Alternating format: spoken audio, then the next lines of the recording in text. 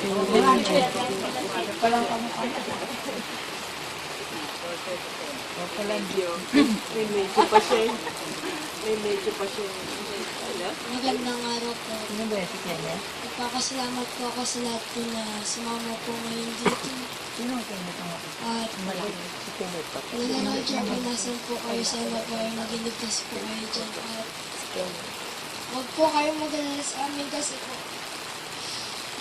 magkikita-kita naman po tayo sa pagdating na sa second coming po ni Jesus. At yun na lang po sana ang intindihin natin na para po magkapatay, para po hindi na po tayo para po hindi na po malungkot si Lolo sa atin. Isipin na lang po natin na may magkikita po tayo. At Roger, maraming salamat po dahil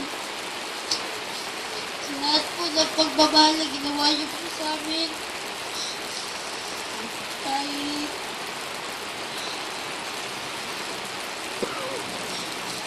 Kahit po na may sakit kayo, pinakita niyo po na naging matatag kayo at di po kayo takot na natatig po araw na kukunin na po kayo ng ating Diyos.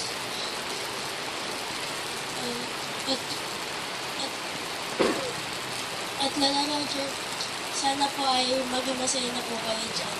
At sana po ay wala na po kayo maramdaman na hirap sa inyong sakit. Yun lang po. Maraming salamat, Eman at Kenneth. Tawagin po natin si Feby.